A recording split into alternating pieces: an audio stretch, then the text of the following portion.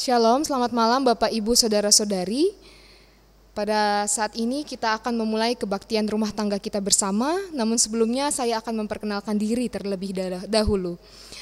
Nama saya Fredeli Lois Caroline Zebua. Bapak Ibu Saudara-saudara bisa memanggil saya Lois. Saya berasal dari jemaat GKP Kampung Sawah. Saya akan menjalani orientasi di GKP Jemaat Yeruel Cibubur kurang lebih selama 3 bulan.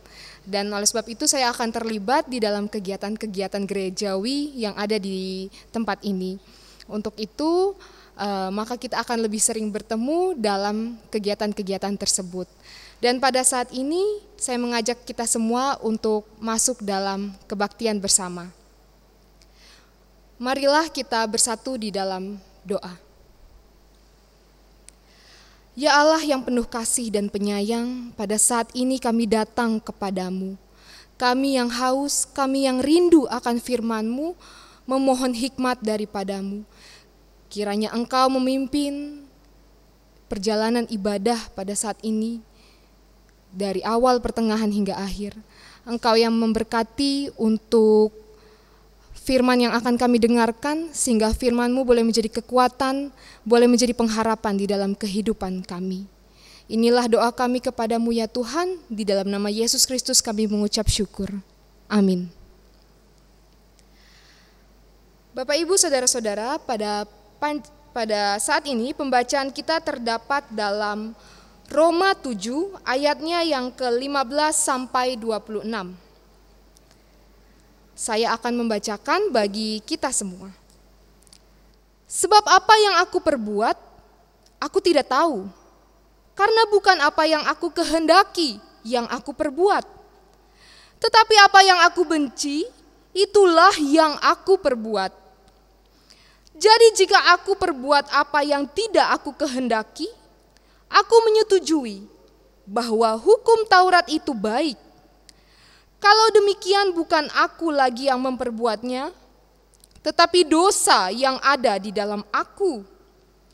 Sebab aku tahu bahwa di dalam aku, yaitu di dalam aku sebagai manusia, tidak ada sesuatu yang baik.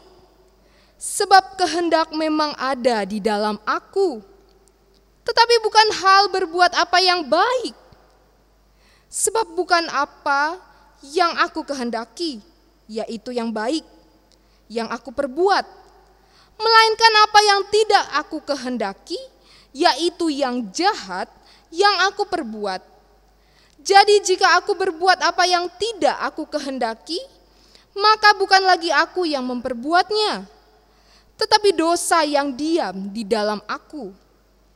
Demikianlah aku dapati hukum ini. Jika aku menghendaki berbuat apa yang baik, yang jahat itu ada padaku. Sebab di dalam batinku aku suka akan hukum Allah. Tetapi di dalam anggota-anggota tubuhku, aku melihat hukum lain yang berjuang melawan hukum akal budiku dan membuat aku menjadi tawanan hukum dosa yang ada di dalam anggota-anggota tubuhku. Aku manusia celaka. Siapakah yang akan melepaskan aku dari tubuh maut ini? Syukur kepada Allah oleh Yesus Kristus Tuhan kita. Jadi dengan akal budiku, aku melayani hukum Allah. Tetapi dengan tubuh insaniku, aku melayani hukum dosa. Berbahagialah setiap kita yang bukan saja mendengar, tetapi juga melakukannya di dalam kehidupan kita sehari-hari. Bapak, Ibu, Saudara-saudara, judul renungan kita pada saat ini berjuang untuk taat. Sebagai orang Kristen, tentu kita diajar untuk menjadi taat. Taat dalam Kamus Besar Bahasa Indonesia diartikan sebagai kepatuhan atau kesetiaan kepada Tuhan dan lain sebagainya. Tapi taat yang kita maknai saat ini adalah bentuk setia kita kepada Tuhan. Perenungannya bagi kita pada saat ini adalah, apakah taat yang selama ini sudah kita lakukan, yang sudah kita kerjakan di dalam kehidupan kita sehari-hari, apakah taat itu sudah berdasar pada kehendak Allah? Atau justru hanya berdasar pada kehendak diri kita sendiri, kehendak diri kita sebagai manusia. Bacaan kita pada saat ini merupakan kisah yang disampaikan oleh Paulus mengenai pertobatannya. Yang sulit itu bukan mengatakan aku mau taat kepada Tuhan, tapi yang sulit itu adalah aku berjuang taat kepada Tuhan. Yang sulit adalah berjuang untuk menjadi taat. Saya mencoba meringkas ayat 15-17 perkataan Paulus. Bukan apa yang aku kehendaki yang aku perbuat, tetapi apa yang aku benci itulah yang aku perbuat. Kalau demikian yang memperbuatnya adalah dosa yang ada di dalam diriku. Karena di dalam diriku manusia tidak ada sesuatu yang baik. Dengan demikian perkataan Paulus ini sesungguhnya ingin menyampaikan bahwa kekuatan manusia tidak akan bisa menunjukkan wujud taat kepada Tuhan yang sesungguhnya. Manusia penuh dengan keterbatasan, manusia penuh dengan keberdosaan dan berlawanan pada kemuliaan Allah.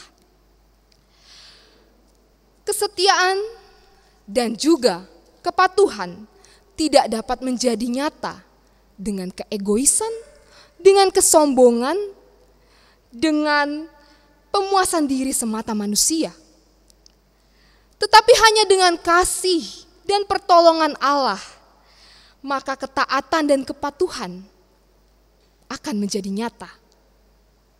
Dan oleh sebab itu firman Tuhan pada saat ini mau berpesan kepada setiap kita. Marilah jalani peran kita sebagai orang tua, kakak, adik, atau sebagai peran-peran lainnya dengan taat kepada Tuhan. Taat yang bukan menggunakan otoritas kita, tetapi taat dengan melalui kemurahan, kekuatan, dan kasih karunia-Nya. Tuhan memampukan kita semua. Amin.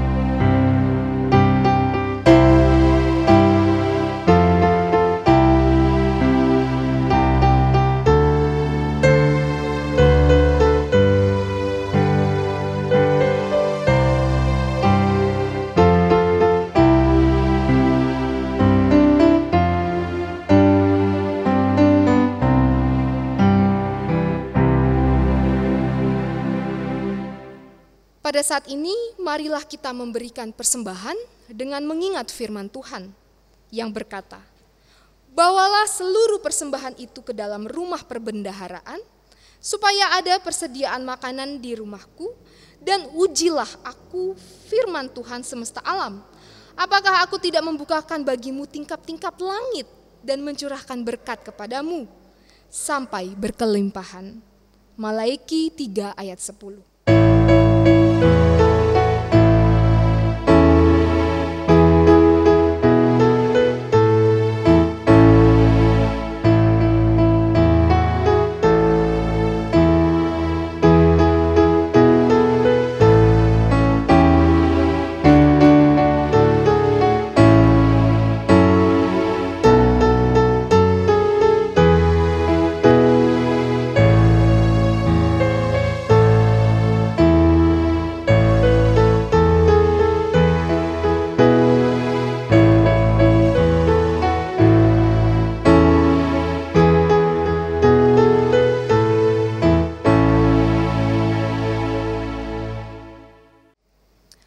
Marilah pada saat ini kita membawa persembahan kita dan pengharapan-pengharapan kita di dalam doa syafaat. Kami berterima kasih Tuhan untuk kebaikan dan berkat-berkat yang Engkau sediakan bagi kami. Saat ini kami menyerahkan sedikit dari berkat yang telah kami terima daripada-Mu. Biarlah Engkau kiranya memberkati dan menguduskan sehingga dapat dikelola dengan penuh hikmat dan bijaksana. Ya Allah yang pengasih, dalam kesulitan kami tetap mengucap syukur karena Engkau masih izinkan kami dapat berkebaktian bersama dengan keluarga. Terima kasih karena melalui kebaktian ini Engkau semakin mengeratkan tali kekeluargaan kami untuk semakin rukun dan saling mengasihi. Kiranya Engkau pelihara selalu kehidupan keluarga kami, sehingga apapun yang kami kerjakan dan lakukan, itu semua hanya berdasar pada kehendak-Mu. Kami keluarga lepas keluarga datang dengan berbagai persoalan. Mengingat sejak virus corona mewabah di lingkungan sekitar kami, maka sebagian dari kami harus kehilangan pekerjaan, menderita sakit penyakit, tidak tahu harus bagaimana mencukupi kehidupan kami sehari-hari. Harus tetap bekerja di luar rumah dengan rasa takut dan khawatir. Tidak dapat bertemu anggota keluarga yang dirindukan dan bermacam persoalan lain yang kami miliki. Kami mohon Tuhan, ulurkanlah tangan-Mu untuk menolong dan menjamah setiap pergumulan kami. Karena hanya pada-Mu saja kami berseru, dan hanya kepada-Mu saja kami percaya ada jalan keluar dalam setiap persoalan-persoalan yang kami hadapi. Ampuni kami Tuhan jika mungkin dengan sikap kami menjaga jarak dengan sesama telah membuat mereka kecewa. Kiranya Engkau menyentuh setiap hati mereka dan hati kami untuk dapat mengerti dan melihat tindakan ini sebagai bentuk atau cara agar kita semua tetap dalam kondisi yang sehat. Mungkin doa kami pada saat ini masih penuh dengan kekurangan, bahkan masih banyak hal yang belum dapat tersampaikan. Oleh karena itu kami memohon kepada-Mu. Kami akan menyempurnakan doa syafaat kami ini dengan doa yang Kau ajarkan bagi kami semua. Bapa kami yang di sorga, dikuduskanlah nama-Mu, datanglah kerajaan-Mu, jadilah kehendak-Mu di bumi seperti di sorga. Berilah kami pada hari ini makanan kami yang secukupnya, dan ampunilah kami akan kesalahan kami, seperti kami juga mengampuni yang bersalah kepada kami. Dan janganlah membawa kami ke dalam pencobaan, tetapi lepaskanlah kami daripada yang jahat, karena Engkau yang punya kerajaan, kuasa, dan kemuliaan sampai selama-lamanya. Amin.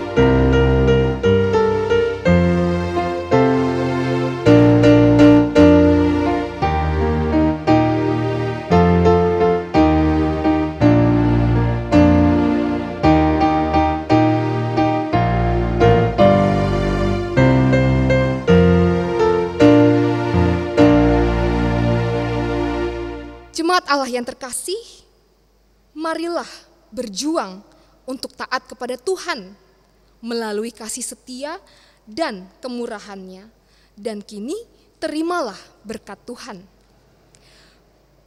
Kasih karunia Tuhan Yesus Kristus dan kasih Allah dan persekutuan Roh Kudus menyertai kita semua. Amin.